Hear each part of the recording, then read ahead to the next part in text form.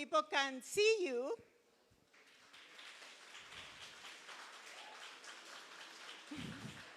Thank you, thank you. As you know, we have a really important people in the room today. But you know who is the most important people in the room today? All of you. You are here because you care for your city. And that is already making San Francisco safer and better, right?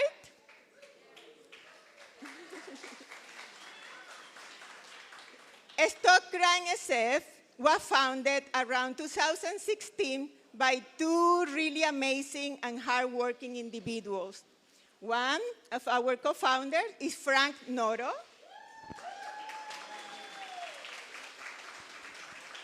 And the other one is Alice Xavier.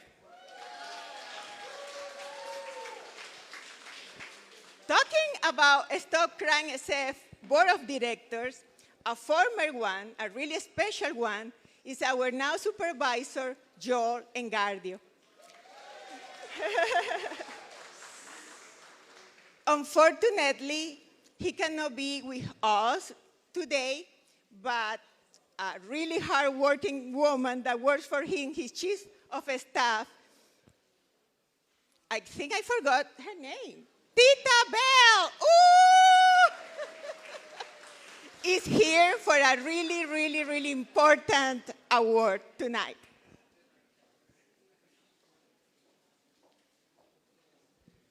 Hi, good evening, everyone. As Karina mentioned, my name is Tita Bell. I am Supervisor Joel Engardio's Chief of Staff. The supervisor is unable to be here. Thank you. The supervisor is unable to be here to present an award to co-founder Alice Yi Xavier tonight, so he asked me to be here to present.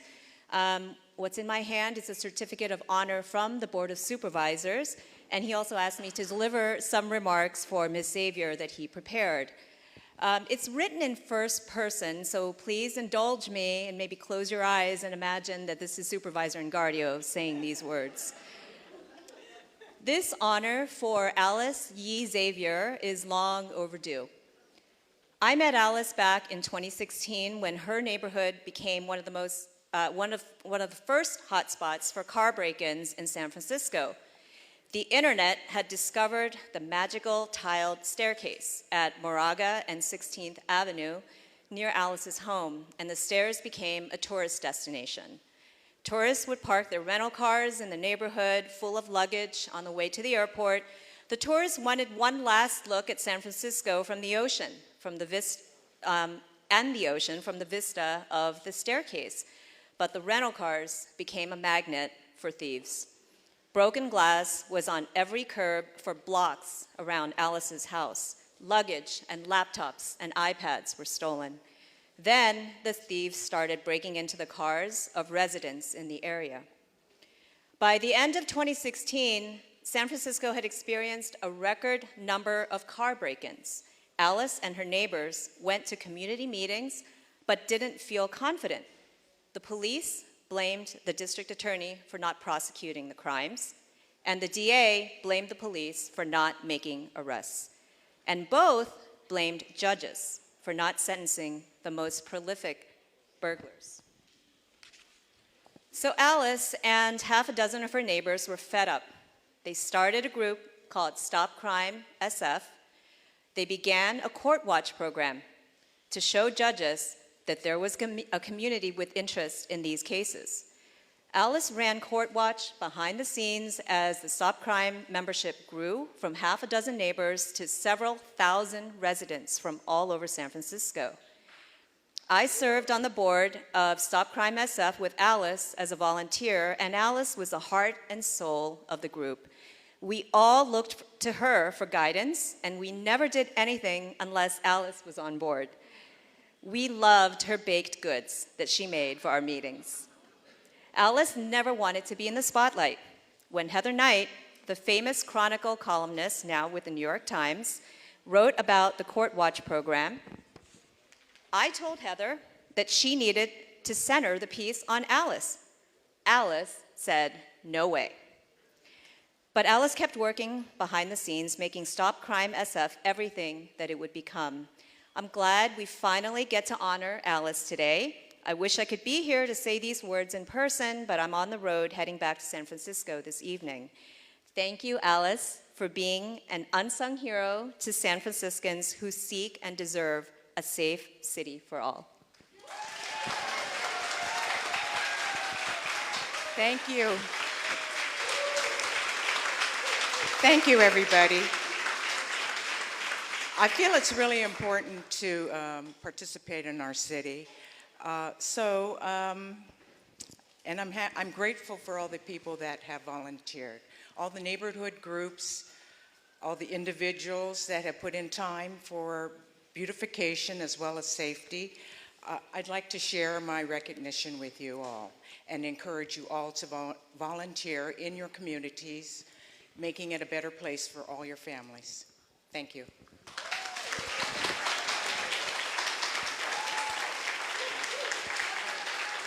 Thank you, Tita.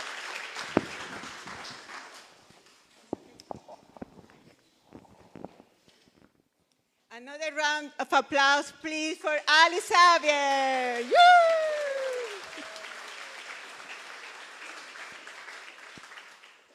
And as you can figure it out by now, I'm not from here originally.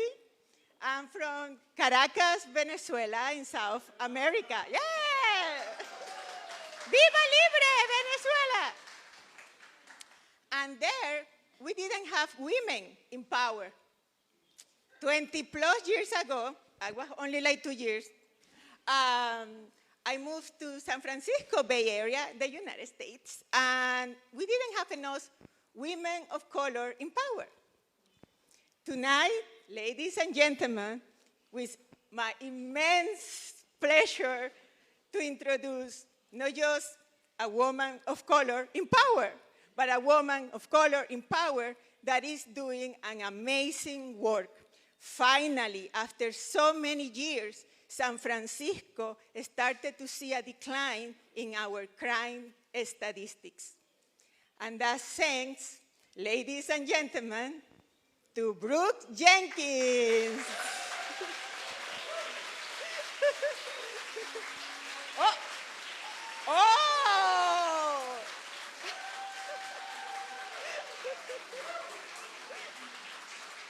A jumper, ladies and gentlemen. And I have here, see, improvising this award. Ooh, ooh. This is the 2023. So it's the award for crime fighter of the year 2026, 2023. Yeah, I'm nervous now. That woman makes me nervous.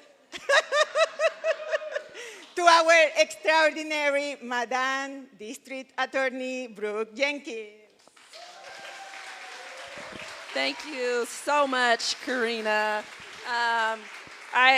I have to say it's been such a pleasure to work with Karina and Frank and Stop Crime over the past couple of years, really towards the same mission, which is stopping crime in San Francisco.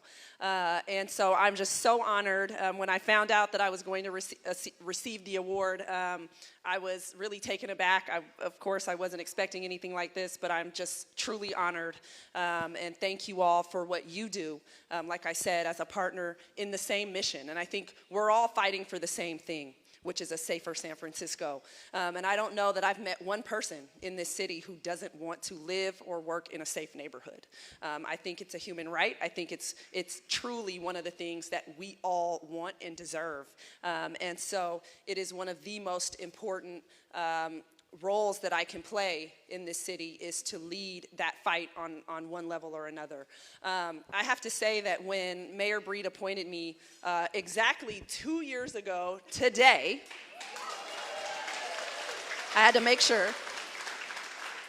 I tell people it feels like dog years in one sense because the days are long, but in another sense it's flown by because the weeks are short. But when I took over 2 years ago, I had a few goals in mind, which of course were reducing crime across San Francisco and restoring accountability in our criminal justice system, but also repairing our office, which was a shell of itself when I took it over, and making sure that we had experienced prosecutors back in the office and that we were a team, again, fighting for the same mission, that we restored partnership to San Francisco that it desperately needed amongst people responsible for public safety. We had to have that because if we're not rowing in the same direction, we're not going to get to the place that we want to go. And as a part of that, another goal of mine was to go around San Francisco and to listen to my constituents, to listen to people in neighborhoods across San Francisco to see what they were concerned about in their specific neighborhood and to make sure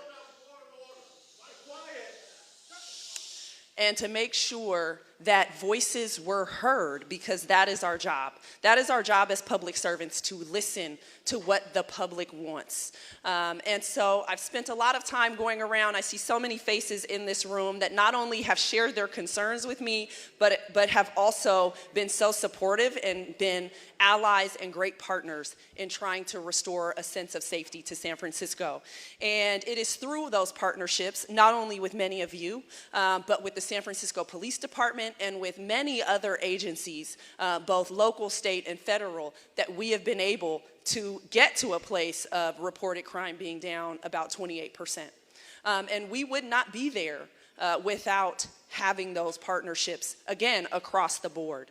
And one thing that I get asked often is, what is the metric for your success? What do you see as the barometer for whether you're doing well in your role? And I said, well, data tells us one thing, and of course we have to respect what it says. I said, but it will always be how people feel and what they tell me about how they feel. And unless and until they feel the way that I believe that they are entitled to feel, which is safe, then our work is not done. And that's how I feel right now.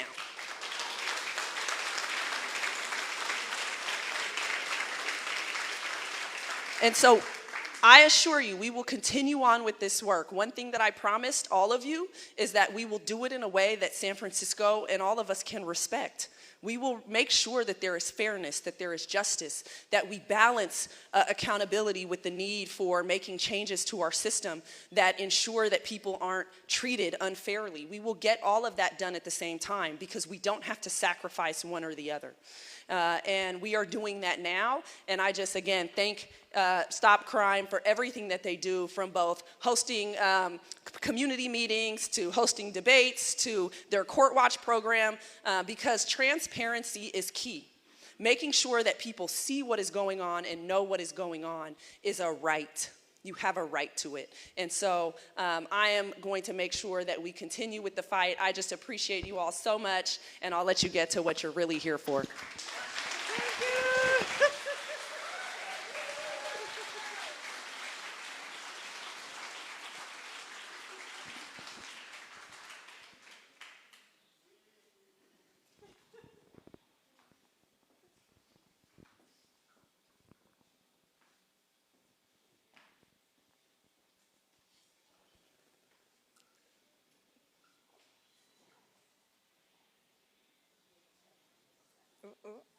Suspense. Now, the serious event is going to start, the mayoral debate. So thank you so much for being here for this part of the evening.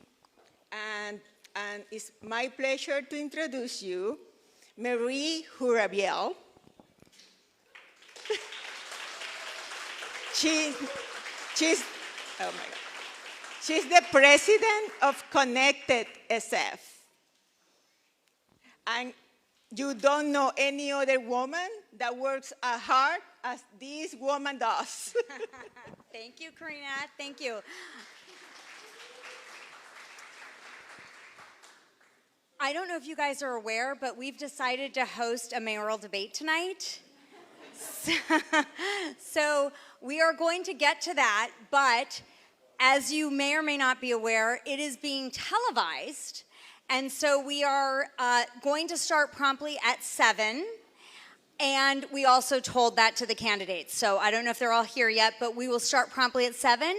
You may chit chat in the meantime, or I could stand up here and do a tap dance. You probably don't want that, no. Feel free to grab a drink, grab a snack, and we will be back here promptly to start at 7. Thank you.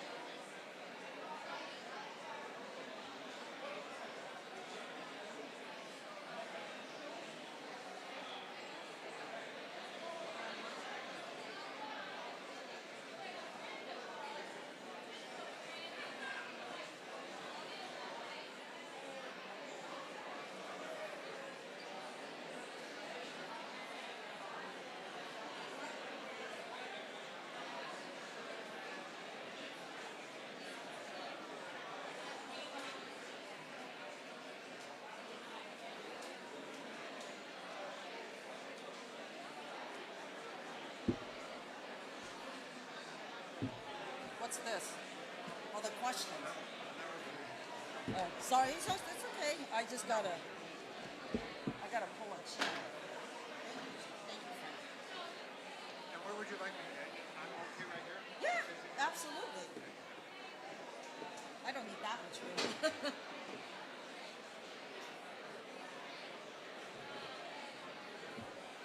Boy, you got a lot of water there. You'll be ready. My mouth gets dry really easy. Mayor's here. Mark Farrell. Those are the two main ones. Usher's here. They're all we're waiting for. Thank you for jumping in when that guy started napping off. Testing, testing. Can they hear me? Testing, testing. No, I'm just trying to see if this is working. Testing. Testing, testing. Mine's not working, huh? Testing, testing. Testing, testing. No, is it on?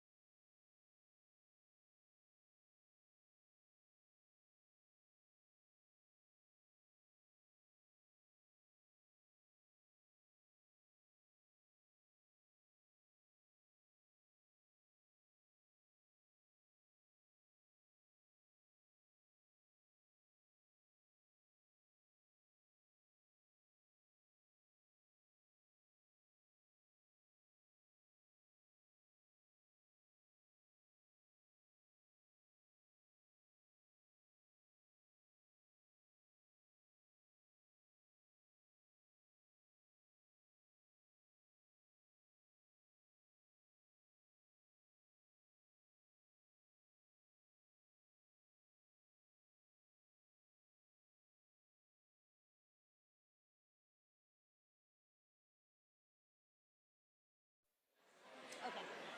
I love your screensaver. Hello.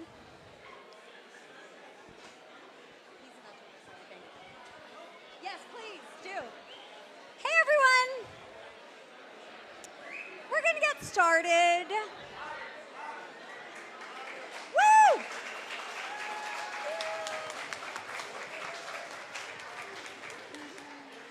Thank you, thank you. If everyone could take their seats, we are about to get started. We have all the candidates in the house now, and I am waiting for the signal to get started at 7.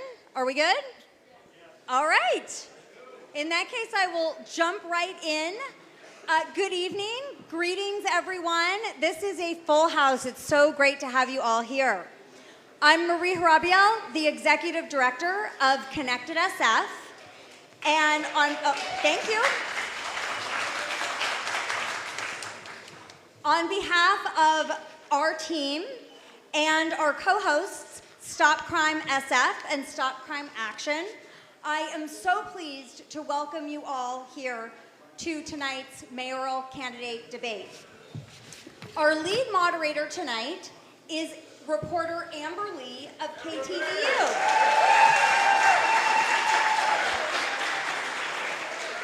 You have a lot of fans here, Amber. Amber is a proud native San Franciscan who grew up in the Mission District. She speaks fluent Cantonese thanks to her parents who immigrated to the United States from China and Hong Kong. Amber graduated from Lowell.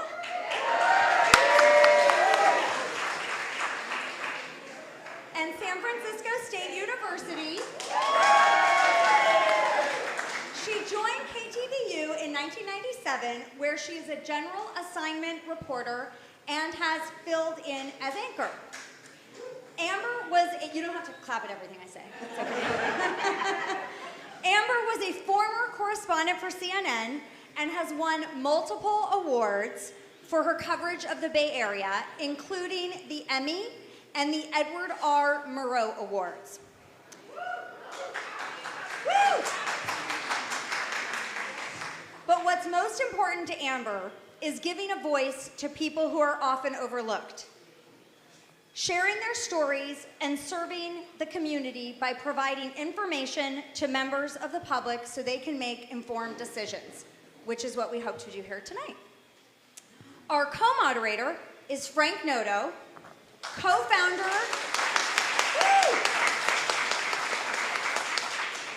You heard about Frank a little bit earlier, but just to remind you, he's the co-founder and a board member of Stop Crime SF and is the president of Stop Crime Action. So I want to say thank all of you for getting engaged and educated on our mayoral candidates. Your participation in this election is crucial. Thanks to everyone who has made this event possible tonight, including those volunteering this evening. And a huge thanks to our media partner, KTVU, for broadcasting this debate and lending us Amber Lee.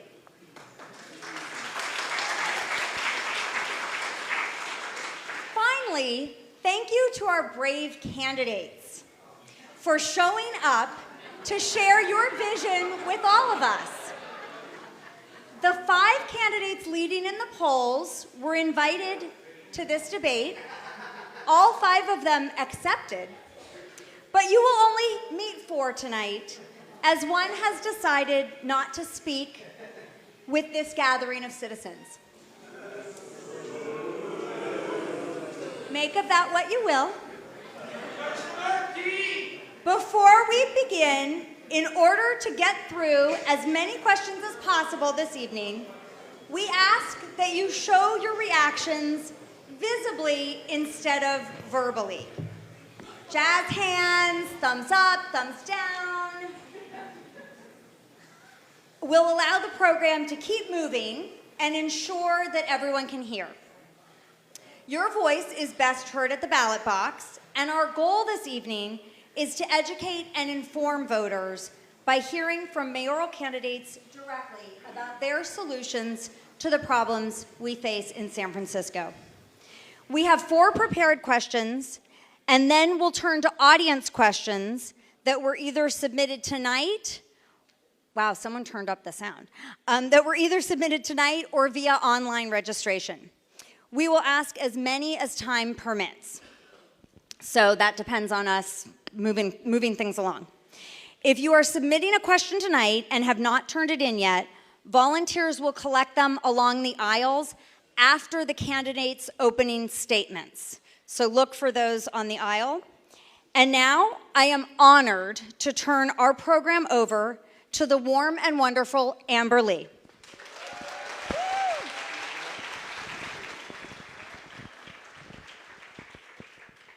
Hello, everyone. I so appreciate the warm welcome. I'm here tonight largely because I love San Francisco. So when I was asked to moderate this event, I didn't hesitate. It was an absolute yes. So I have the pleasure and the honor of introducing the 4 candidates who are here to debate tonight. First, I want to explain how we're going to do things. We are having them answer questions based on the alphabetical order of their first name. And with each round, we will move accordingly to make it fair. So are they ready to come on, Hatun? Should I welcome them on stage right now? Okay, so alphabetically, the first one would be Supervisor Asha Safai.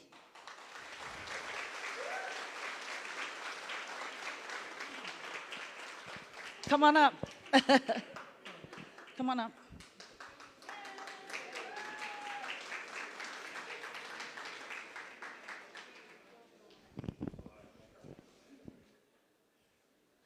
Welcome, Supervisor.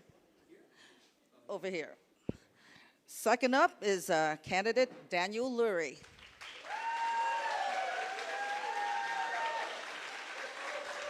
Welcome, Daniel.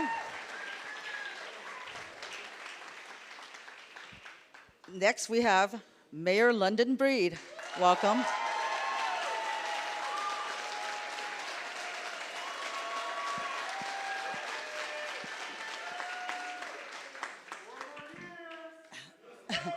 And last but not least, candidate Mr.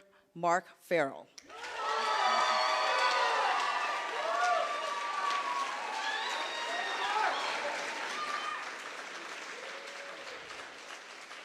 Welcome. You may all take a seat while I go over the rules with our audience. I'm sure you, all four of you know the rules, but I want to explain it to the audience now. Answers to pre-written questions, each candidate will get 90 seconds. If someone calls out another candidate by name, that person gets a 30-second rebuttal. And then there are no rebuttals of rebuttals. And I think that we, I may choose to ask a follow-up question of any of these candidates, and they get a minute to answer. So I'm going to ask each one of you when you're called, when you make the introductory remarks, your opening statements, which is 2.5 minutes, to stand up and lift up your microphone so we can hear you. So we're going to start with you, Supervisor Asha Safai. Yes. Hello? Can you hear me? Great. All right. Good evening, everyone. All right. Let me start by saying I'm a proud immigrant who fled violence and upheaval at a very early age and came to this country when I was about 6 years old. A lot of what you're seeing in the Middle East today are my earliest memories. I was raised by a single mom, and I'm a proud husband and father of 2. I want you to walk away this evening and ask yourself one central question. Who has the experience and the track record to lead all San Franciscans? Not just the billionaires and the billionaire heirs, but working and middle-class families, those struggling to survive in San Francisco, struggling to get by. Those are the people that I have represented the past 8 years and dedicated my entire public career to. We can't just be a tale of 2 cities. I put myself through college, earned a master's degree in city planning from MIT, and I met the love of my life and moved to her hometown, San Francisco. I've dedicated the past 24 years in this city to public service. I worked for 2 mayors, I've run my own small business, and I've worked with organized labor. This election is a critical moment for our city. I've always fought for working people and have a track record of bringing people together across political divides, particularly business and labor. We have the resources in our city, almost a $16 billion budget, but what we're lacking right now is the leadership, management, and the accountability. My top priorities as I run for mayor are addressing public safety, tackling the widespread corruption in City Hall, addressing street homelessness, and dealing with the massive overdose crisis this city has faced. As mayor, I will fight for this every single day, and I will fight for a city for all San Franciscans. Thank you.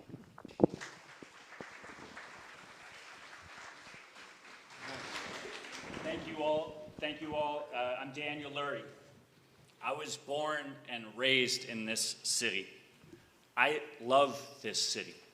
My wife and I are proud to be raising 2 young kids here, a 13-year-old daughter, a 10-year-old son. I'm running because San Francisco needs accountable leadership and new ideas to turn our city around. You all are here tonight to learn the differences between those of us here on stage. The difference is not in the years of experience, but the right type of experience needed to address the crisis facing our city. My opponents bring experience in a broken system that has failed to make our community safe, address our drug and homelessness crisis, and make San Francisco more affordable. The same City Hall insiders that got us into this mess won't get us out. And you won't hear that tonight based on what they say, but because of their records. So let me tell you a little bit about my record of changing systems and getting big things done here in San Francisco.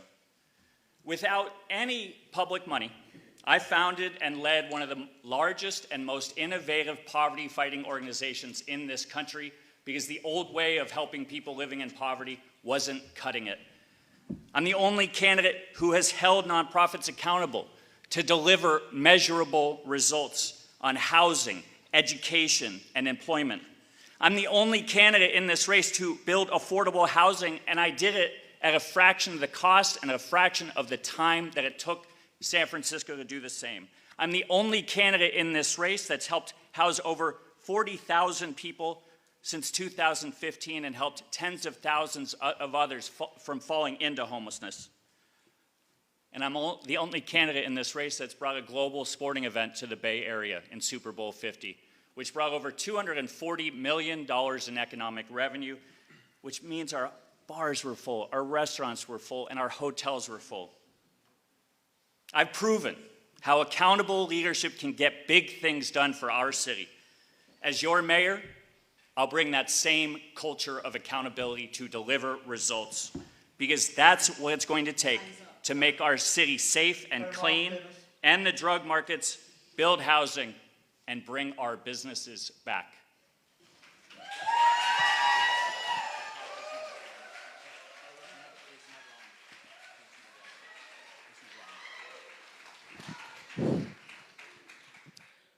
Good evening, everyone. I'm London Breed, and I'm proud to serve as your mayor. I was born and raised in San Francisco in challenging circumstances, and I love this job and I love this city. But we need to take a moment to realize we've been through a lot. I became mayor during tragedy. Oops. Can we pause my time? It's not working. Timer's not working. Did we pause it? Timer's not on. You got it? Okay. I became mayor during tragedy when we lost Mayor Ed Lee, and then I helped this city through one of the most challenging public health crises that we've seen in 100 years, and we saved lives. And then we had to deal with the challenges of crime, and we had to increase our capacity to get to a better place. And the reason why crime is lower than it's been in 10 years has everything to do with the work we've done to build capacity. We have focused on making over 3,000 arrests of those who are dealing on the streets of San Francisco and those who are using. We have focused on bait car operations, and what we're seeing is a significant decline in car break-ins. We have put out a number of law enforcement officers to deal with a lot of the retail theft operations, and San Francisco has seen the largest decline of retail theft in the country.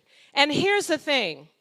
I know that numbers don't mean anything if you don't feel safe, and that we have a lot more work to do. Part of that work is staffing up the police department, and even today we graduated 9 laterals who came from other departments, and in fact we have a class of 40 as we speak and another class of 50 coming up. We have a lot of work to do to make sure that alternatives to policing, the street crisis response team that I set up in this city, that other cities are duplicated, is helping to deal with the challenges of those struggling with mental health on the streets of San Francisco. I know we have much more work to do. And I am looking forward to doing that work with each and every one of you. What these guys have in common is that they want us to feel bad about San Francisco. They want to take us backwards. They are running against San Francisco. I'm the only person running for San Francisco to move us forward. So I look forward. I hope I can count on your support, and I look forward to helping make downtown a 24/7 neighborhood, to continuing to get people off the streets of San Francisco and into housing, to continue the work that we need to do to make San Francisco a better place, and we are well on our way.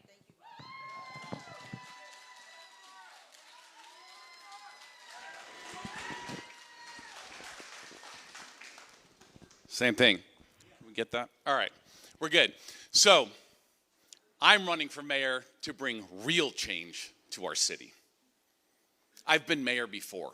I understand the challenges inside of City Hall that our elected officials are facing today, and I am the only one on this stage with the experience, a track record of success on the issues that matter today, the competence, and the strong vision to move our city forward.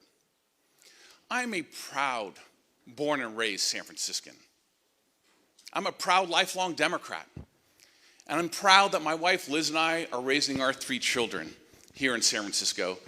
2 of them, they're going to hate me for doing this, are right in the audience here tonight. There we go. And I'm running for mayor because I believe in San Francisco. We have everything going for us as a city. We have the natural beauty around us, even when Carl the Fog comes in like tonight. We have our parks, like we're in Golden Gate Park here tonight, across the city of San Francisco. We have the universities inside of our town and in the Bay Area. But most importantly, we have the people of San Francisco. Our city has a spirit and an ethos about us that is unique around the world and that makes our city iconic. To me, it is worth fighting for. It is worth fighting to make sure we have a leader inside of City Hall that will bring our city back. Because if we're being honest, right now our city's in a tough spot. Public safety is the #1 issue in San Francisco. Compared to when I was mayor in 2018, we've lost 600 officers from our police department. We're down 25% across the board. Homelessness is on the rise. The number of drug overdose deaths on our streets is on the rise. And our economy has hit the skids, and our reputation, both nationally and internationally, has hit the skids. We need a mayor with experience, with competence, with a vision. Because I believe experience matters. I believe competence matters. And I believe vision matters for the city of San Francisco. I look forward to sharing that vision with you tonight and for the rest of this campaign. Thank you. Moving forward, I ask that the audience, refrain from clapping or cheering or making any kind of noise out of respect for everybody. You can use the hand signals to be respectful of everyone. Before I ask the first question, I want to let the candidates know that there are 2 timekeepers in front. There's a digital timer and a handheld timer. The digital will give you, I think, a 10-second mark when you're getting really close. The handheld will come at the 1-minute mark, the 30-second mark, and the 10-second mark in time. Again, all the pre-written questions I will be asking, you will be given 90 seconds, with 30 seconds for rebuttals if necessary. So the first question, and it's first up will be candidate Daniel Lurie. 1 week ago, a 74-year-old Filipina hotel worker, Corazon Dondon, was pushed in front of a BART train and killed at the Powell Street BART station by a homeless, mentally ill, repeat criminal offender who is known to police. What kind of plan or action will you take to address these types of people who are violent and plaguing public transit as well as our city streets? Again, 90 seconds. I guess we're standing. It was a tragedy. Shouldn't be happening in our great city. But unfortunately, It's happening too often, and we are seeing people struggling with mental health and drug addiction on our streets. We're spending $700 million a year on our behavioral health system. And we forgot to build the beds. We have been so far skewed towards harm reduction, which has its place and is important, that we forgot that we need to do harm reduction to get people into treatment and get people into those beds. I did a ride-along with Central Station police officers about a month ago, and we were doing a call. We did it. The first call I was on with them was to somebody that was off her meds. She was known to police, and we showed up, 2 police cars, so 4 officers, 1 ambulance, and 1 fire truck. There's about 8 or 10 first responders to that incident. The officers were incredible. They took care of her, but we had 8 to 10 first responders dealing with one woman who was known, also known. They didn't have a place to take her. We have failed to build the beds. I have a plan to do that. We need to spend more money on mental health and drug treatment in our city.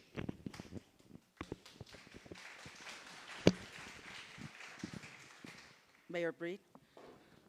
First of all, we have not failed to build the beds. We are building the beds, and we were finally able to get changes to our conservatorship laws on the statewide level.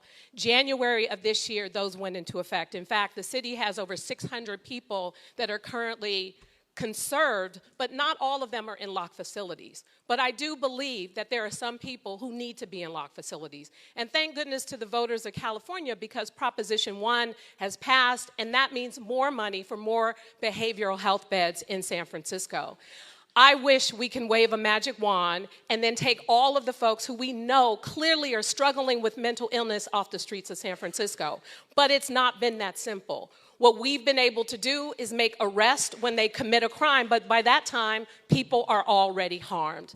I created the Street Crisis Response Team so that they can go out there and to work with these individuals, and so that we can hold them for 72 hours as we develop a plan for service and support. And that is the work we have been doing and will continue to do. Do we need more? Of course we do. And more resources and more changes to our policies have put us in a position that we are going to see change, even if it includes paying for beds in other jurisdictions in order to get people off the streets. That's the work that I have done and will continue to do.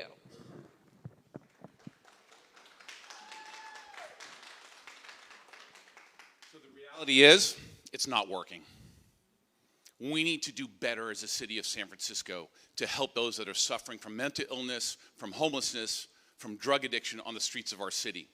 And our city's approach has failed over the last 6 years. When I was mayor, we took out all of the large tent encampments in the city of San Francisco. But right now in the city of San Francisco, homelessness is on the rise. Our approach to the fentanyl crisis is harm reduction, and that's the central tenet. I believe we need to save lives. Last year, over 800 people overdosed on our streets. That's not humane, compassionate, or progressive. We need to get people off the streets and save their lives. That has to be our North Star as the city of San Francisco. And you know what? We can save lives, and we can also clean up our neighborhoods at the same time. And at the end of the day, the city of San Francisco has to be responsible for everybody. And when we have incidents like this, when people are pushed in front of BART trains, when people are assaulted with hate crimes on muni-buses and throughout the city of San Francisco, to me, that speaks of a failed approach. We need a mayor who's going to be a leader, be aggressive, get people off the streets by every legal means possible, save their lives, and save the city of San Francisco once again.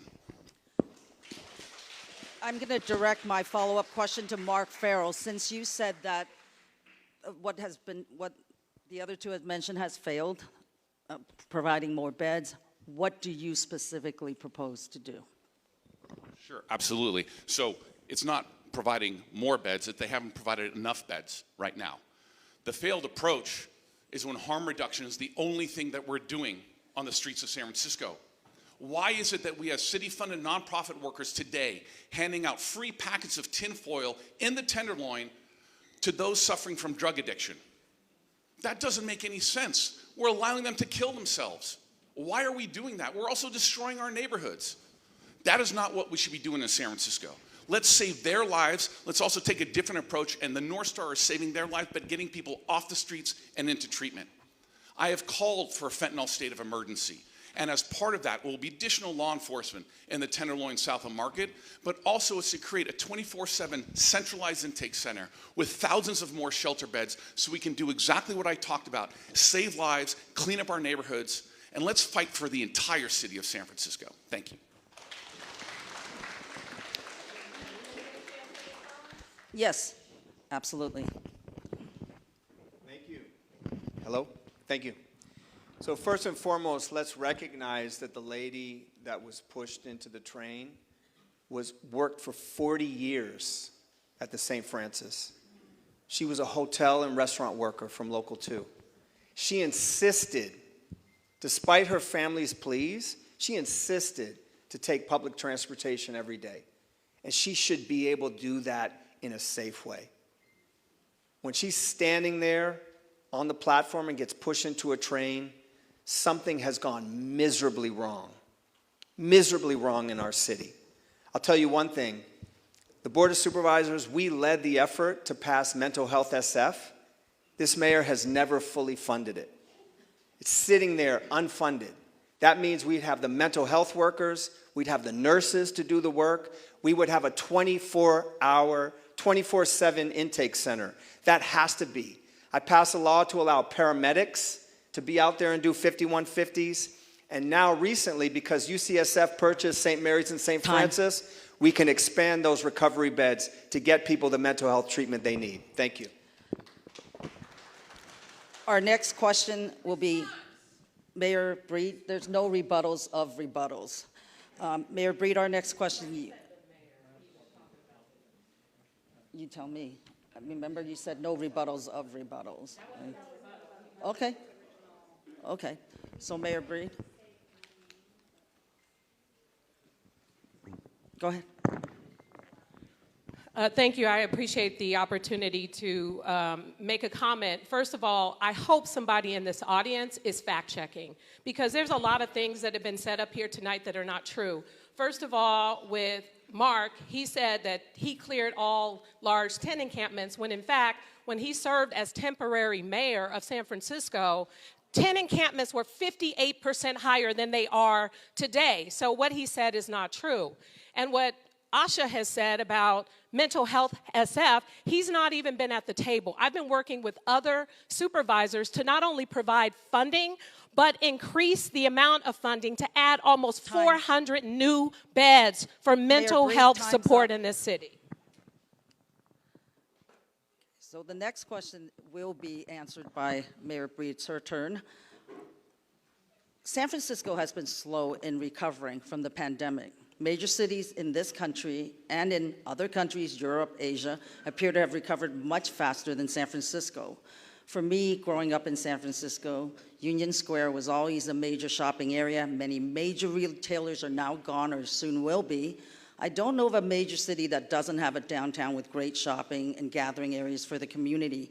We can't just keep blaming online shopping, because in the peninsula, the South Bay shopping malls are busy, Nordstrom's expanding their presence.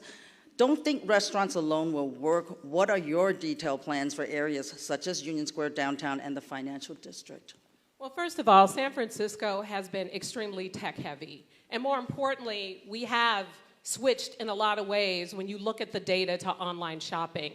Downtown does not have the luxury to be a 9-to-5 financial district or just for shopping during that time period. It has to become a 24/7 neighborhood, just like any other neighborhood in San Francisco, a place where you work, where you live, and where you play. We have been doing a number of night markets and exciting activation. In the evening, we've seen nightlife increase by over 92% downtown, but we also have to stop with the restrictions. And part of my plan is 30 by 30, bringing 30,000 new residents and students to the downtown by 2030 by lifting our restrictions to make some of our existing buildings into housing, into dorm space, and some of those same buildings, because we know we have a lot of folks who are interested in classroom and lab space, allowing those buildings to convert to such.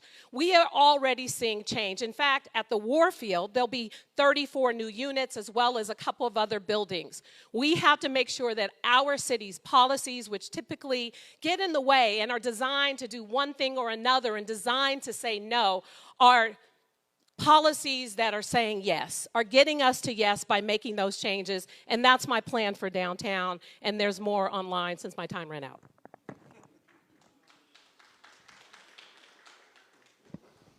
So all I hear is excuses. And you know what? After 6 years, you don't get to have a plan, you have a track record. And this is a track record of failure here in San Francisco. San Francisco ranks dead last in the United States in economic recovery post-COVID. Dead last. Every other city, Amber, you're talking about other cities, have recovered in ways that our city hasn't. So what am I going to do about it as your mayor? First of all, redoubling and focus our efforts on public safety and street conditions. It's the reason why conventions left. Conventions feed our hotels and our restaurants downtown year-round. Then we have to get aggressive with tax incentives inside of City Hall like we did in the mid-market area in the 2010s with Mayor Lee under his leadership.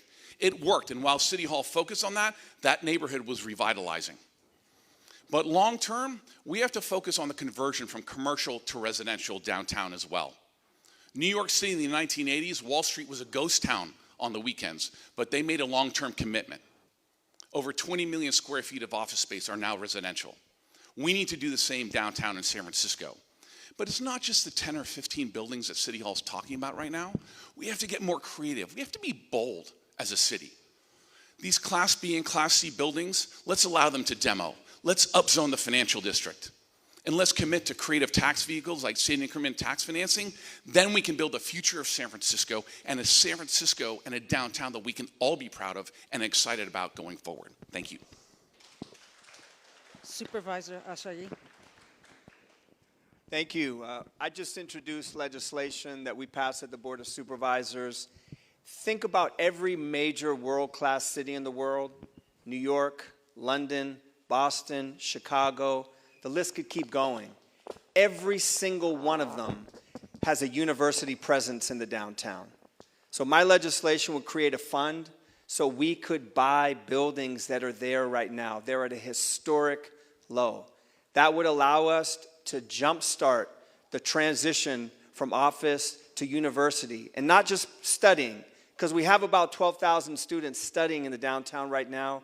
We need them living there, thriving there, spending their money there. That will jumpstart a change and a transition to an over-heavy reliance on the service industry and tech, and one that has people living there. Also, transition from office to residential. There's places in the world, Los Angeles, New York, others, that have done an aggressive push to transition from office to residential. But let's take a step back for a second. At the end of the day, when you talk to people, when they ask them why businesses, others about downtown, they want it clean and safe. So we have to make our public works department a true 24-hour department, and that's what I would do as mayor. I would also have the presence of foot patrol officers protecting us in not just the downtown, but all over San Francisco. Thank you.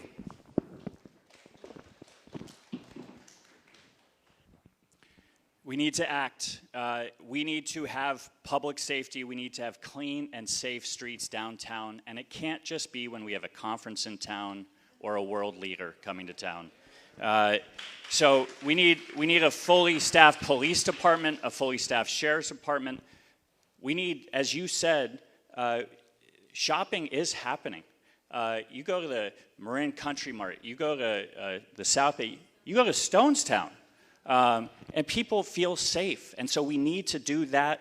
We need to create certainty in permitting so we invite businesses back so they don't have to go through 12-month process to change a space and to change a use of space. So we need to invite businesses back downtown. And then, like everybody else has said up here, the only difference is they've had years to work on it, is that we need to transform it into a 24/7 community. The former interim mayor, Farrell, is right.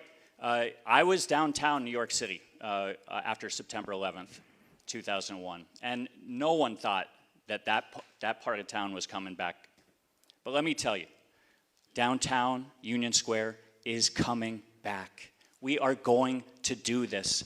We just need some imagination. We need some new ideas. We can do this, San Francisco. Supervisor Asha Safai, I want to do a follow-up question about this question to you, since you're in office. Thank you. You know, is the door completely closed on Macy's? Are you going to fight to keep it there if you're mayor? Absolutely. I think if you talk to them, we had a hearing at City Hall. We brought the workers in, the United Food and Commercial Workers. We talked to representatives from Macy's. This is about a year and a half out. I think what we're going to see is maybe a smaller footprint at some point. You're going to see an opportunity to reimagine some of the larger spaces into smaller spaces. But I will do everything I can to make sure that Macy's stays there. Again, I got to bring it back to the workers that have been there. A lot of them live in my district. And think about it.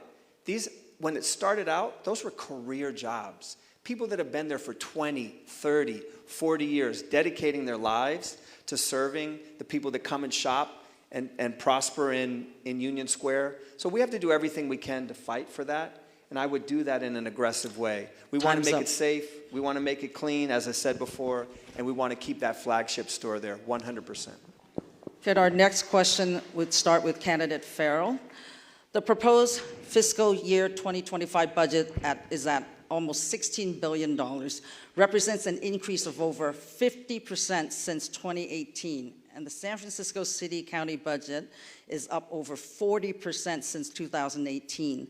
The Comptroller's Office has conservatively projected a budget deficit of $1.4 billion per year during the next mayoral term. The departments with the most dramatic growth over the past 5 years have generally been related to homelessness, subsidized housing, and public health. To close the deficit, these areas would presumably have to be cut materially. How would you do it? 90 seconds. Okay, so when I was mayor, the budget was $11 billion, and now it's close to $16 billion. And at the end of the day, when you look at the budget, over $2 billion of that growth is going to a big bucket called community health and welfare. I'm going to ask everybody in this room, over the last 12 months, have you seen $2 billion of additional spend on behalf of the city government around community health and welfare? The answer is no way. We are spending inefficiently and ineffectively. But let's drill down into homelessness in particular.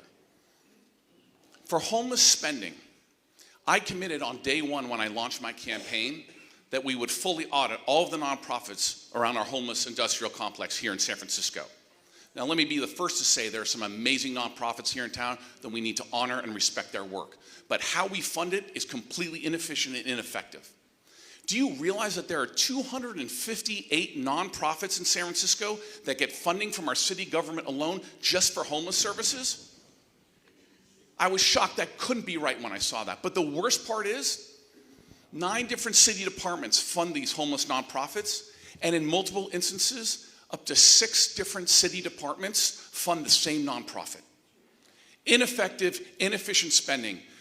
It is going to be more important than ever over the next 4 years to have a mayor come in with a finance background. I chaired our budget committee. I've spent over 20 years in the private sector. I will turn this ship around. Supervisor Asha Safai. So after 3 years on the budget committee, I can tell you the Department of Public Health is 1/3 of our city's budget. The Department of Homeless Supportive Housing, when it started out in 2016, a $100 million department, has grown to over $700 million. And I don't think anyone in this room would raise their hand and think that the issue of street homelessness has gotten better. It's probably only gotten worse. So 18 months ago, just to be clear, ran a ballot measure that said mandatory audits in the Department of Homeless Supportive Housing. We did those first audits last spring. they had to call in the FBI. The group was selling vouchers to friends and family. One of the next audits that happened, they were submitting false invoices to the city for work that was never done.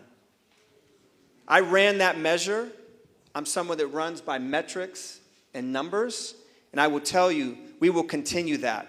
Secondly, we do a tremendous amount of contracting in this city, both public, nonprofit, and private entities. One area in particular is our Department of Public Health General Hospital. We contract out many of our nursing jobs. That costs us a time and a half. So I have a ballot measure that will bring and incentivize bringing nurses inside to save the city money. We need to continue to do things like that to save our taxpayers money and ensure that those contracts get smaller.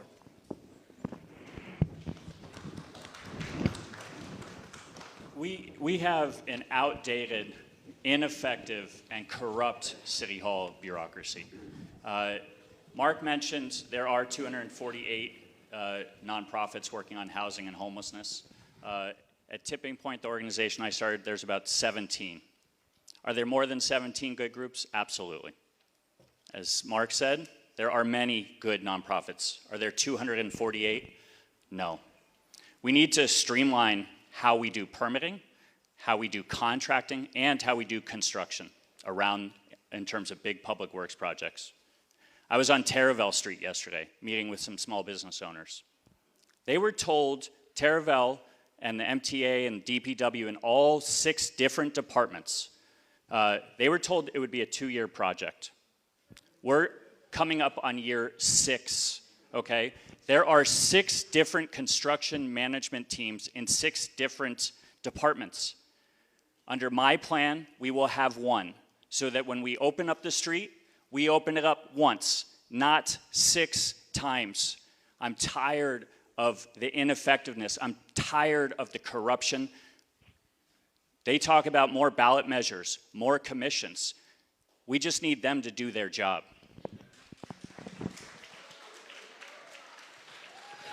I think that there is a lot of misinformation about the budget. And just to be clear, we're talking about an almost $16 billion budget, and only about $7 billion of that is general fund. And the others include the airport and other enterprise departments that have grown significantly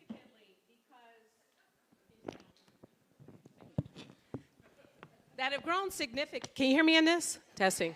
That have grown significantly because of various capital projects, including one at the airport that's valued at about $2.5 billion. So we've seen general fund increase incrementally, and we have done everything we can to not only make investments, but also hold organizations accountable. And we've taken away resources from organizations that were not necessarily doing the work that they committed to doing. It is easier said than done, and that's why we work very closely with the city attorney's office and the controller's office to deal with many of those issues. I have balanced our budget every single year without cutting staff from the city and county of San Francisco, and more importantly, we have a less than 5% vacancy rate with our nurses and a lot of other city employees in San Francisco. And what I am proud of is the work that we have done and what we are trying to deliver for the people of San Francisco. And there's a lot of talk about what is easy to do, what folks are going to do, but when you get in there and get in the weeds and are deconstructing what has been built up for over decades in the city and county of San Francisco, the fact that we still are getting results with the people that we have helped to exit homelessness, I am really proud of that work, even though I know there's more to come. I actually want to ask the mayor a follow-up question. You know, while the current proposed budget is technically balanced, it taps on reserves, relies on one-time sources of funds, and kicks the can down the road. So what structural changes need to be made to get ahead of a looming deficit? Oh, sure, sorry. Okay. While the current proposed budget is technically balanced, it taps on reserves, relies on one-time sources of funds, and kicks the can down the road. What structural changes need to be made to get ahead of a massive looming deficit? Well, first of all, every single year, the board does a process where they add money back to the budget to pay for a lot of their pet projects. And you know what I do? I don't spend that money, number one. Number two, what we have done is made sure that we are looking at reevaluating our tax structure. There's a ballot measure that will go on our taxes that will go on the ballot this November, making our tax structure more equitable for all businesses so that this city is not relying on 5 big companies which pay 24% of all taxes. Long term, we have had to make hard decisions for those things that are nice to have versus those things are need to have. And we are getting rid of nice to have on a regular basis, and that is how we have to be able to continue to balance this budget. It's a lot of work, and we are committed to doing what's necessary to get there.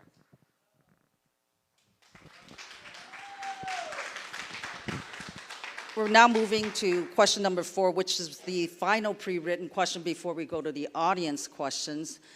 The SFMTA is operating Muni's light rail system on floppy disks and Windows 98. Ridership and revenue are down significantly.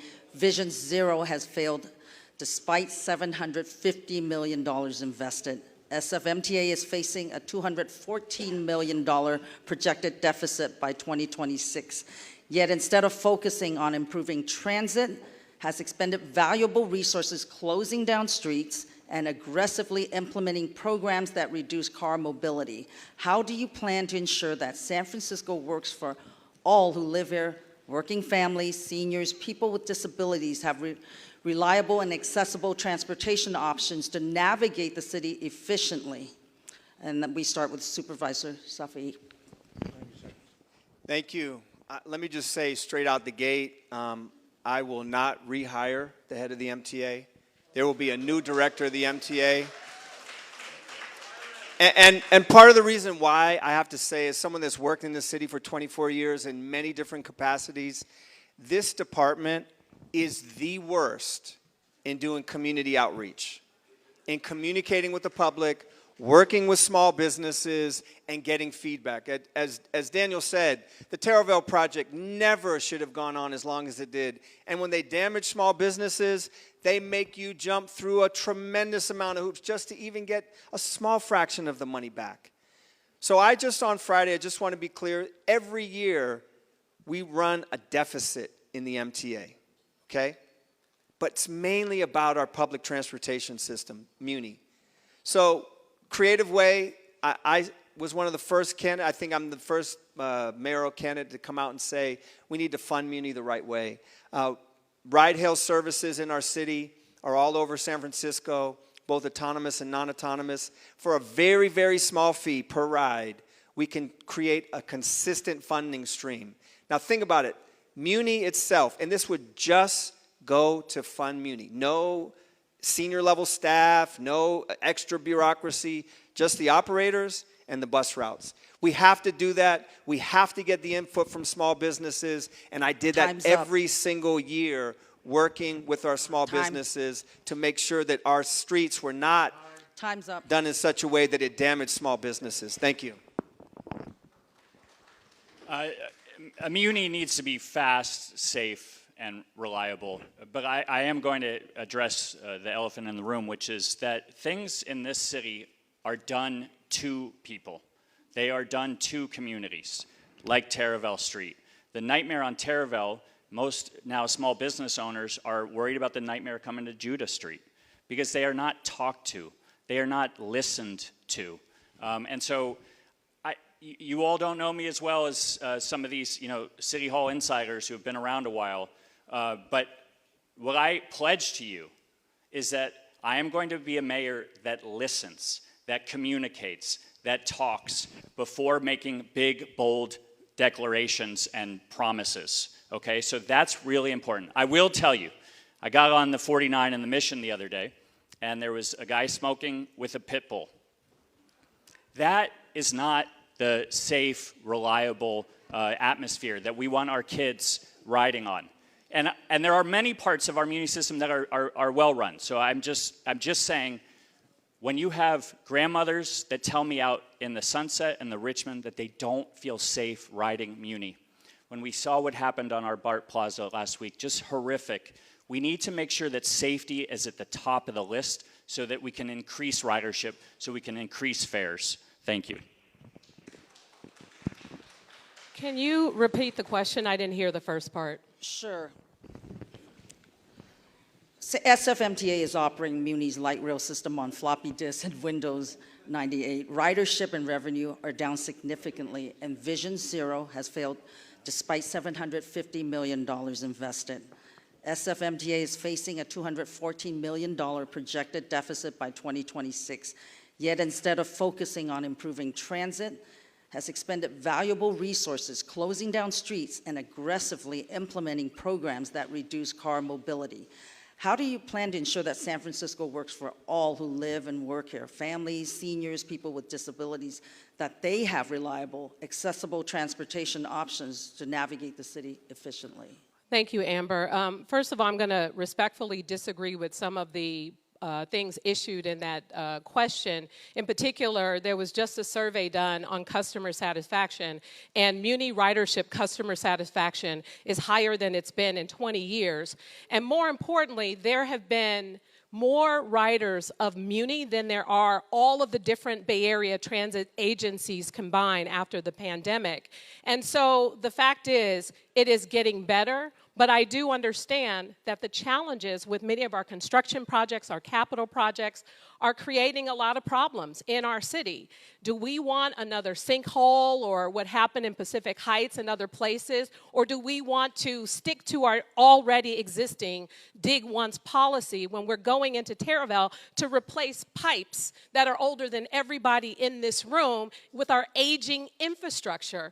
These are the hard things that we have to do. And I will agree that sometimes the MTA is not doing a good job with outreach and communication to community, and we definitely need to improve that, but we still have to make sure that we are dealing with our aging infrastructure, making Muni better, putting in protected bike lanes, and making this dense city of San Francisco a place that allows for all modes of transportation to move around efficiently and safely.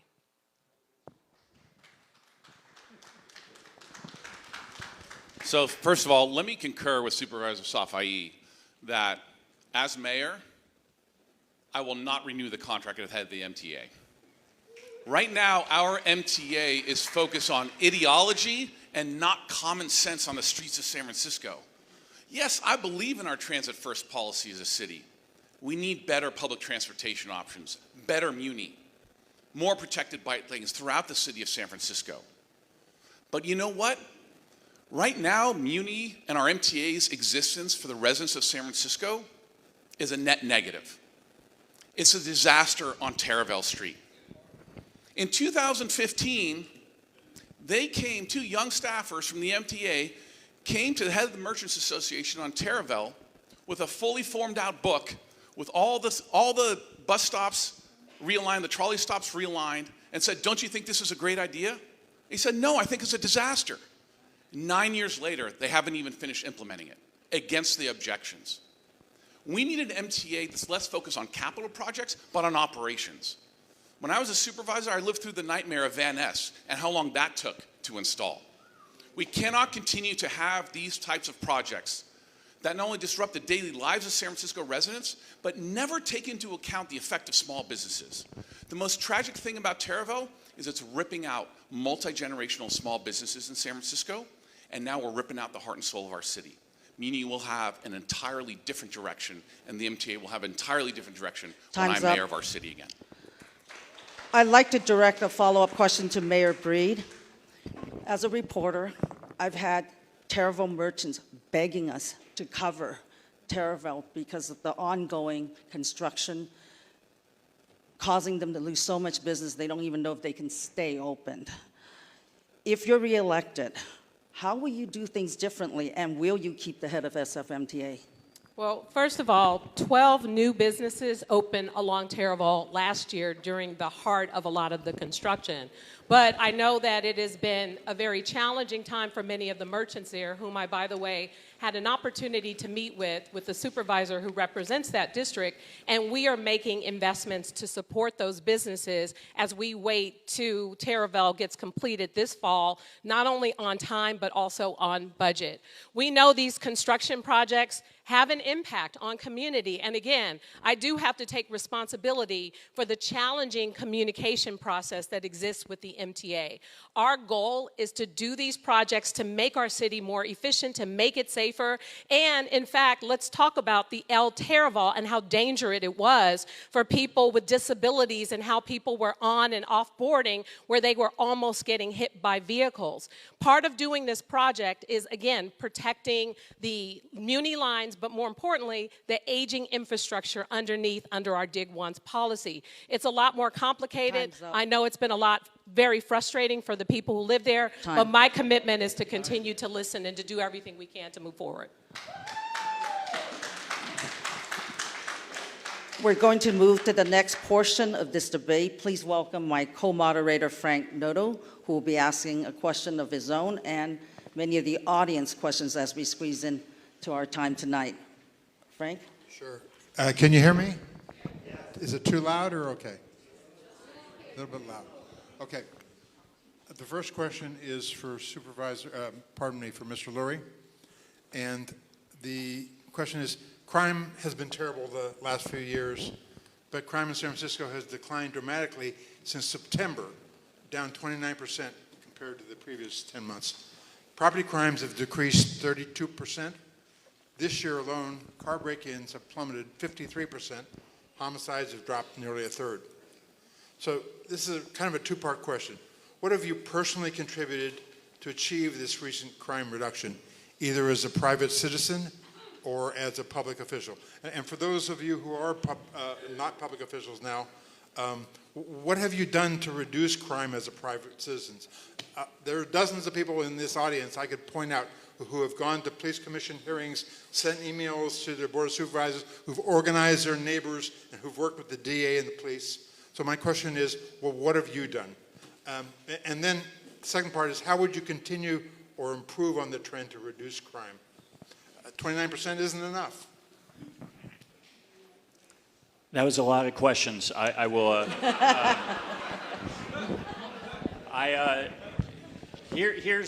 I'll start with what I've done, Frank. And it was right as COVID hit. I had a friend in SFPD, as our brave men and women of SFPD stayed out on the streets. They were lacking in PPE. And so I worked with a friend, and we got tens of thousands of masks and PPE equipment to our law enforcement, who were incredibly brave during that time.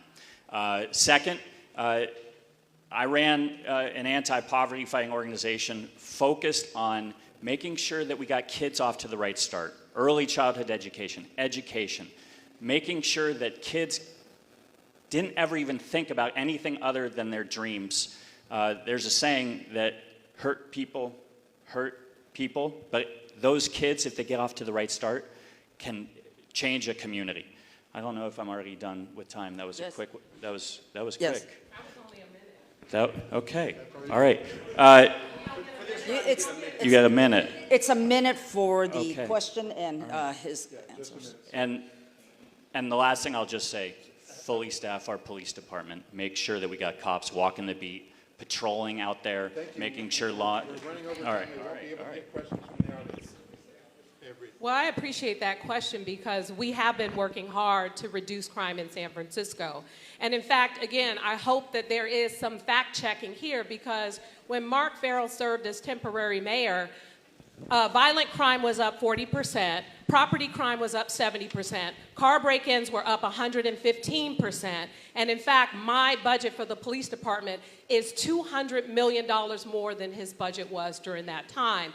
I think it's important to note that because the work that we have been doing on the ground every single day with our state and federal partners have led to this significant decline. I'm very proud to be working with the Drug Enforcement Agency, the U.S. Attorney's Office. I don't know any other mayor that is making not only arrests of those dealing drugs on the streets of San Francisco, but also people who are using drugs. That takes a lot of courage to make these hard decisions, and more importantly, our bait car operations, as well as our retail blitz operation, and not to mention my appointment of our district attorney, Brooke Jenkins. It goes on and on and on, and I take full credit for all of this work, but it is not enough, and I know more needs to be done. Again, it's a 1 minute Do response. I get additional time because she called me out? We don't get, in this portion, there is no rebuttal. Those are the rules. Okay, here we go. Let's stick to the facts. When I was chair of the budget committee for 4 years in partnership with Mayor Lee, and when I was mayor, we grew our police department to record staffing levels. We had over 2,300 officers serving the residents of the city and county of San Francisco. Since I've left office, Mayor Breed defunded the police department 2 years ago to the tune of $120 million. That year represented 20% of the operating budget of the police department. That is not a commitment to public safety. And since I left office, the police department is down 600 officers. So essentially, 25% of the police department that existed when I was mayor is eviscerated. It is no wonder that public safety is the #1 issue across the city of San Francisco. Multiple district stations, police stations I've spoken with, they're down 40% staffing. The other day, I was at another ride-along. There were supposed to be 14 people on duty that day. There were 4. This is a problem in every single neighborhood. It's why we need a mayor with a strong commitment and a track record of funding public safety and standing by the when and whim of our police department every single day of the year. Thank you.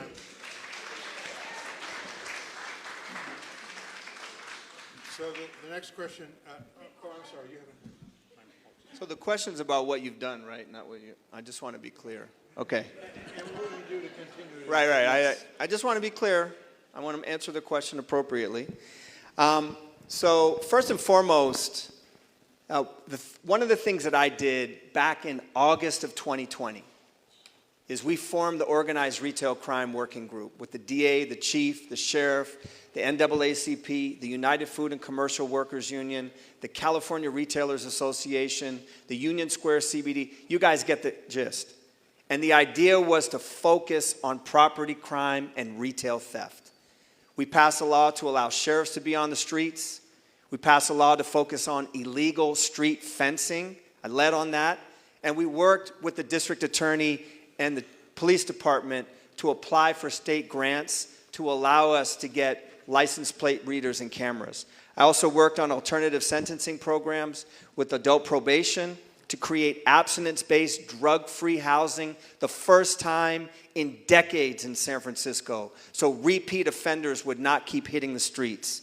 And just recently, I supported the DROP program. We're going to put that on the ballot to keep our officers from retiring, and also a loan forgiveness program for our first responders. Thank you.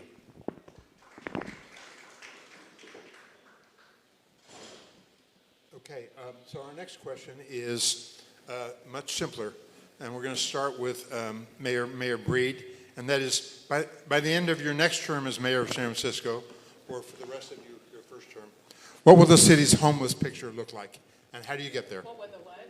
What will the city's homeless picture look like, and how will we get there? First of all, I have increased our shelter capacity by over 60%. I've increased our permanent supportive housing beds by over 50%, and we've helped over 15,000 people exit homelessness.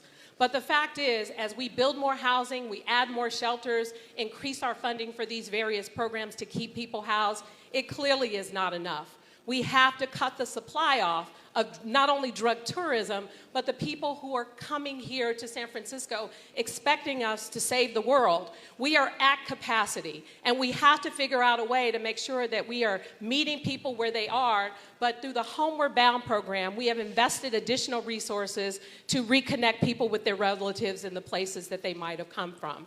Here's the thing, I'm really proud of the work that we've done with Proposition E, where we're going to be using surveillance technology and other technologies to do the work necessary to help address issues around public safety, as well as Proposition F, which none of the folks here on this stage supported, requiring people who are getting money from the city to be in treatment. Time. And Mr. Farrell. Thank you. So after my first term as mayor, our homeless picture will look drastically different than it does today. We need a leader to focus on this issue, to get people the help that they need, but also clean up the streets of San Francisco for the rest of us. I believe our sidewalks belong to everybody in San Francisco. They belong to young children, they belong to young families, they belong to the elderly, and we need to have that approach and be unapologetic about that inside of City Hall. I believe in treating people with compassion and respect. We need to offer them shelter and housing. But if they say no, we will take their tents away. That's what I did when I was mayor in 2018. And yes, read the articles. All the large tent encampments were gone by the time I left office as mayor. I will do it again. And in addition, as part of my fentanyl state of emergency, we will capitalize on building thousands of new shelter beds throughout the city of San Francisco, and once again focus on Project Homeward Bound. I quadrupled that project's budget when I was mayor, and this mayor has let it disintegrate. Time. I will bring that back. We will make a huge difference to the city of San Francisco. Thank you. Thank you. One of the things I think that will come as no shock to everyone, we literally only count the number of people on our streets every 2 years because we're required by the federal government so we can get additional money. As mayor, I will make sure we are out there aggressively, constantly understanding what our progress is and how we're using the resources that we have. Right now, we have hundreds of shelter beds sitting empty tonight. We have thousands of permanent supportive housing units sitting empty. And it wasn't until we called for an audit of that to see how many were sitting empty that that movement started to happen. And I passed legislation just 2 months ago to make the Homeward Bound program permanent because this mayor allowed the program to die and get buried in the bureaucracy. We will get that number back up to over 1,000 a year. And it's a simple program. You unite people with their family and friends and get them back to the community that they're from. And lastly, we have to build more shelter. We have to expand the amount of shelter, and that includes tiny homes and places that people can convalesce with both recovery and mental health. Time's up. I'm the only one in this race that's actually built shelter. We did 78 units at 33 Goff. We got it done for $34,000 a unit. The city and county has taken the example, but the only problem is it costs $113,000 for them to do it. Under my watch, we are going to stand up 1,500 shelter beds in the first 6 months of my administration. People will no longer be able to resort to, nor will they be allowed to stay on our streets. We need to send a message to the country and to the world that you do not come to San Francisco to deal drugs, to do drugs, or to sleep on our streets.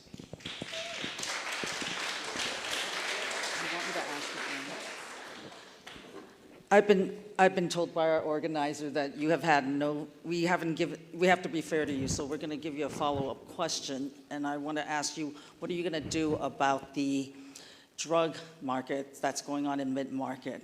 I know that you said you built housing, but there's the criminal element out there. How are you going to? I appreciate the opportunity to talk about going after the fentanyl state of emergency that I'm going to call on day one of my administration.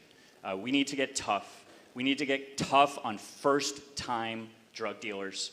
We need to use technology to make sure that once you're arrested dealing drugs in the Tenderloin or in Soma or in the Mission, that we work with our DA and the judges, and we say to those drug dealers, you're not allowed to come back to that neighborhood. I just wrote an op-ed about it. You can read more about that. On the demand side, we need to make sure, as I said earlier tonight, that we build the beds. We need to build drug treatment beds and mental health beds. The mayor also said, we do have a law now, SB 43, that allows us to mandate drug treatment. But you can't mandate treatment if you don't have the beds. It's not allowed. And so we need to build out those beds. And once again, we send a message that we are going to help people. We are going to be compassionate. We're going to get them into treatment. But they will no longer be able to deal drugs or to do drugs on our street. Thank you. So our next question is, let me back up here, is of Mayor Breed. And that is, what one policy would you advocate to address San Francisco's impact on global warming? That's from Sam Gilbert. What one policy would you implement to impact global warming in San Francisco? Well, I'm proud of the work that I've already done to implement Clean Power SF, the single most important thing that we could do to impact climate change. And more importantly, our climate action plan that we released a couple of years ago has really taken off with the work that we plan to do to address climate change, which includes focusing on equity, focusing on communities that have been disproportionately impacted, like the Bayview Hunters Point community. We have made a very intentional effort to really start to implement this plan, and San Francisco has been a real leader on climate. So I'm really proud of the work that we've already done, and we will continue. They just don't want me to speak, do they? Continue to move our climate action plan forward.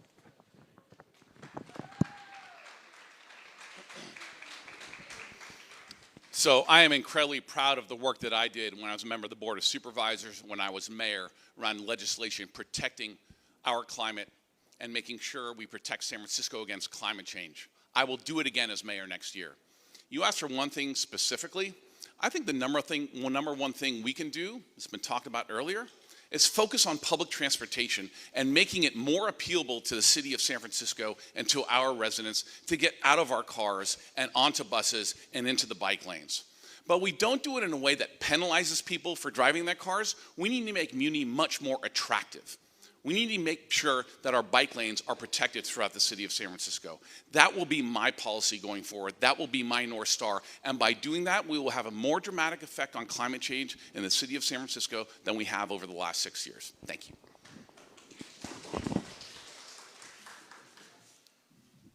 Thank you. I would continue the work that I've done out in the Excelsior Outer Mission. We have planted over 3,000 trees since I became supervisor 7.5 years ago. And my plan would be to plant an additional 40 to 50,000 trees citywide. San Francisco has the lowest urban canopy, one of the lowest urban canopies in the United States. I mean, it might be funny, Daniel, but the truth is, at the end of the day, communities that can't afford to plant trees and haven't been able to in the past truly need to embrace and have embraced in our community planting trees and what it means for shade, what it means for energy use, what it means for building community. And at the end of the day, I think that's something that San Francisco has not done well, and we will continue to do. It wasn't until we had Proposition E, where people understand that the city is responsible for maintaining their tree and maintaining any damage on the sidewalk, that we were able to get those numbers back up. And that's something that I would do aggressively for San Francisco. Asha, I planted 6 trees on my alley. And I'm all for more trees. The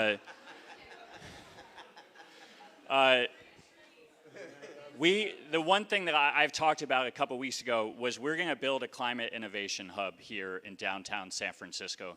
We're leaking jobs out to places like New York. I want us to lead on climate again. We've fallen off in terms of pole position on that front. I want to marry the 22 empty Salesforce towers worth of office space downtown with the tax proposal that is on the ballot, where clean tech companies will have a 59% reduction in taxes if we pass that in November, with bringing business back downtown. Let's lead again. I want that revenue, and I want those jobs here in San Francisco because the climate needs our help.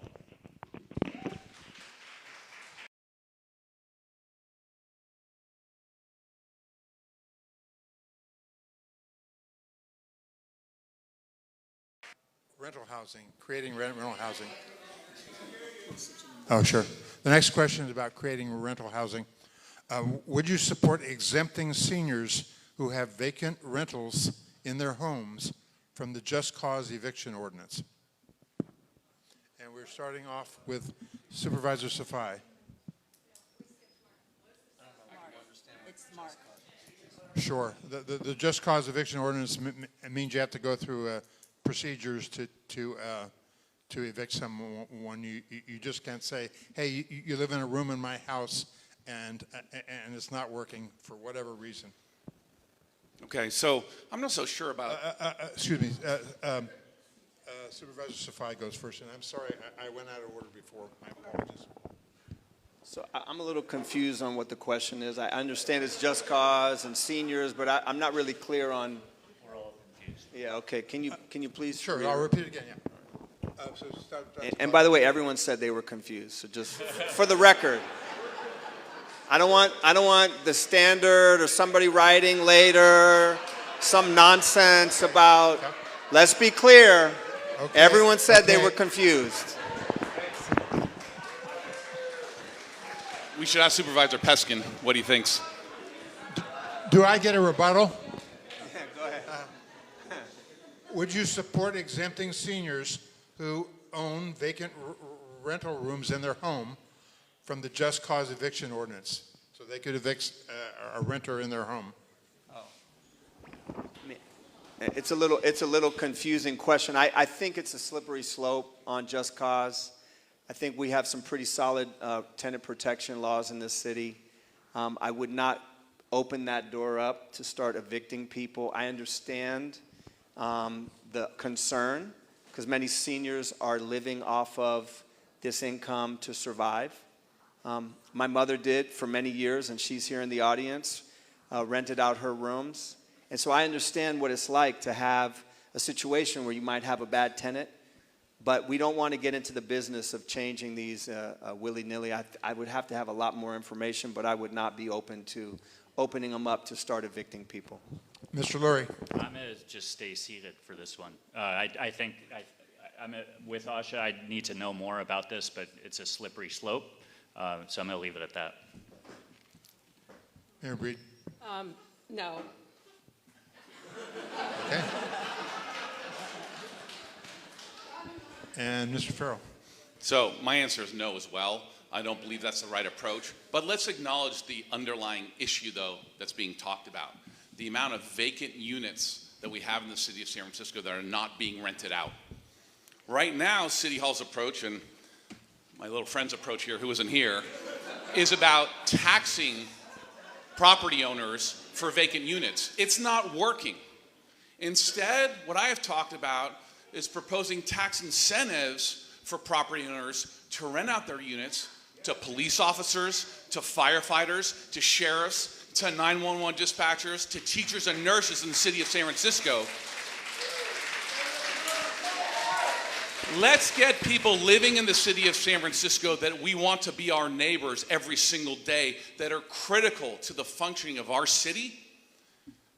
That is going to be my approach, and we will make a difference here in our city. Thank you. So I want to be clear. These are audience questions, so if you find them confusing. So the next question is going to start off with candidate Lurie. Now that University of California has declined the idea of opening a campus in the Soma Market Street area, what plan or initiative would you pursue to introduce to revitalize the area? So back downtown. One more time. Again, the question's about Soma and Market Street. Listen, UC is not building a campus. What are we going to do? Yeah, I like what UC Law is doing. They've built housing. They're talking about building more housing downtown. They're exempt from the planning and the permitting here in San Francisco. They can do it state. I like that idea. I think they built 600 units of housing, and they want to do more. But once again, we need to look at downtown and transform it into a 24/7 community. We need more restaurants. We need more arts and culture. We need more housing. We need that commercial to residential conversion. We absolutely need more density downtown. And frankly, we need public safety. We need clean and safe streets. It's the only way we're getting people coming back to work at least for hopefully 5 days a week. And I'll tell you what I'm going to do on day one as your next mayor starting on January 8th next year. My team is coming to the office 5 days a week. We're going to set an example. This City Hall is only 2 or 3 days a week right now. Time's up.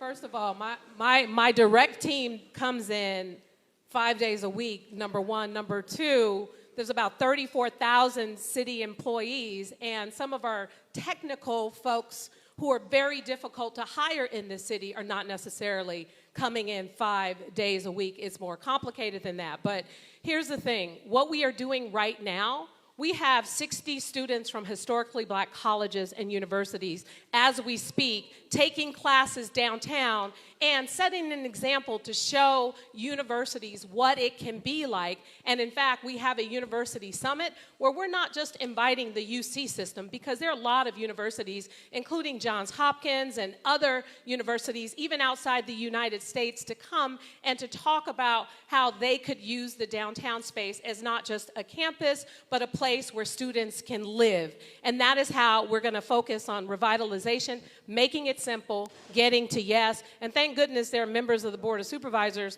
running for mayor, because now they're agreeing to all of my zoning changes. So thank you very much.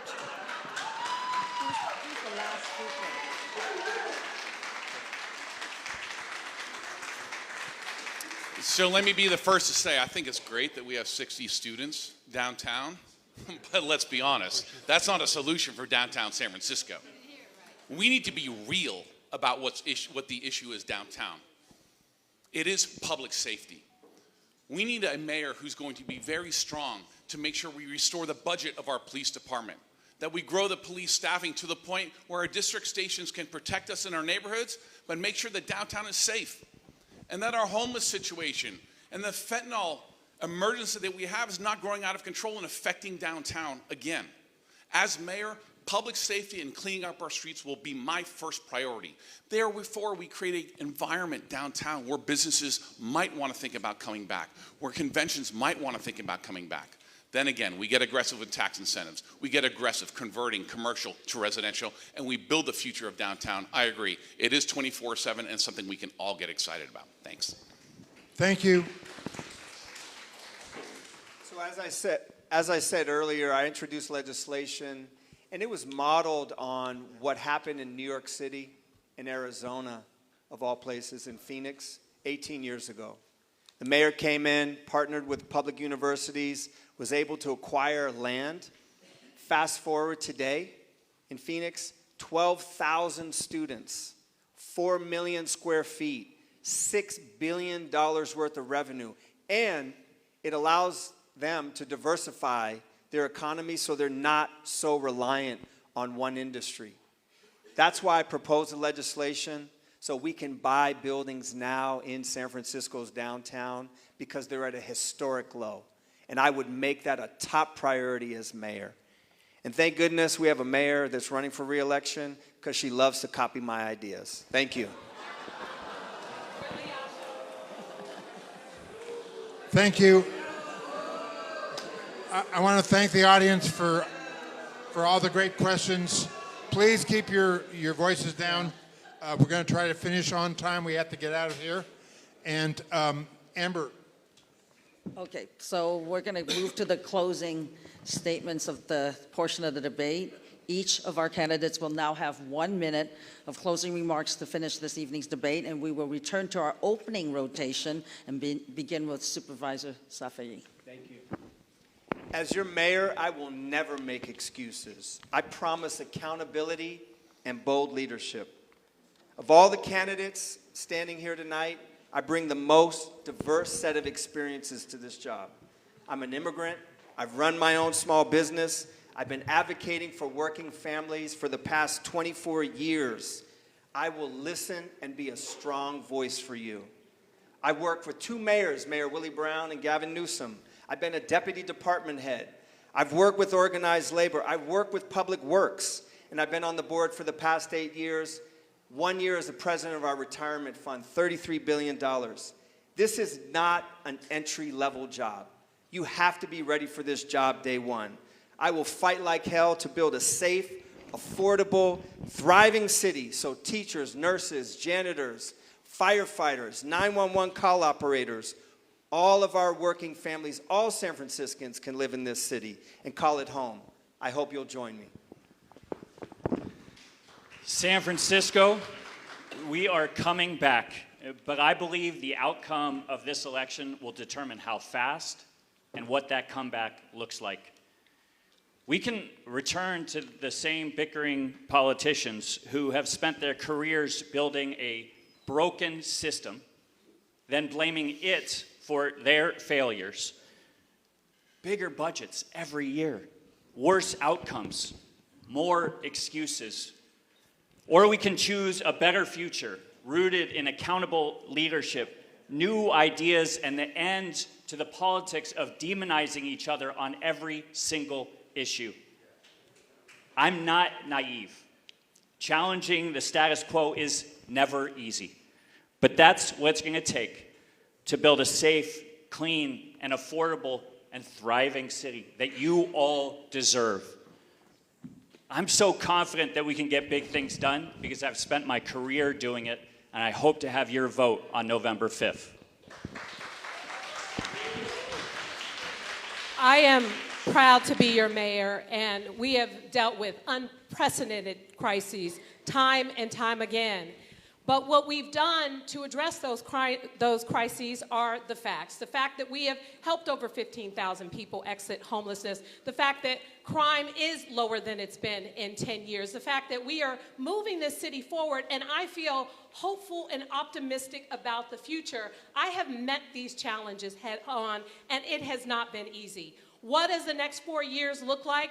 We will continue to implement my 30 by 30 plan, bringing 30,000 new residents and students to the downtown by 2030. We will continue to do the work to make Muni better and to make our streets safer. We will continue arresting drug dealers as we see crime declines, and we continue to do everything we can to ensure the safety and support of those who live in San Francisco. I'm proud, excited, and looking forward to the future. This is not a job that's easy. All of these guys are talking about goals and ideas that in many cases are the work that I have been doing on the ground every single day in order to move San Francisco forward. And I hope to have your support. Thank you so much.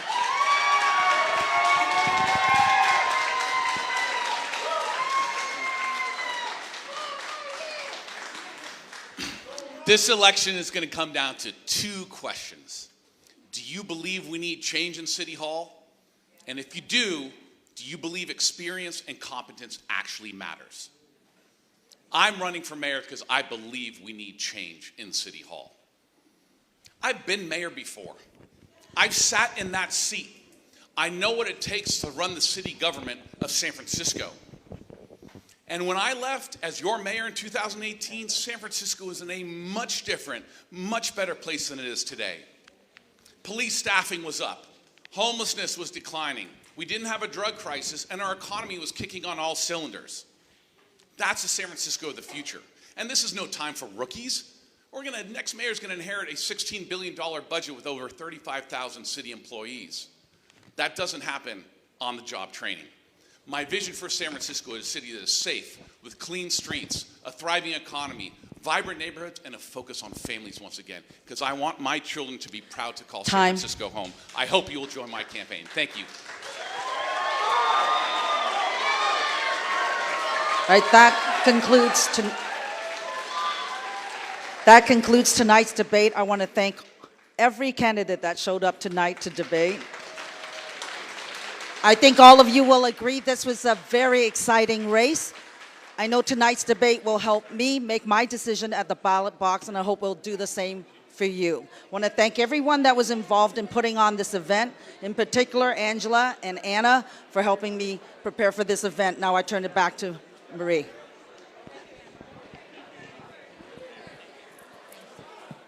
Thank you so much to all the candidates, and I think we'll just wrap it up with that.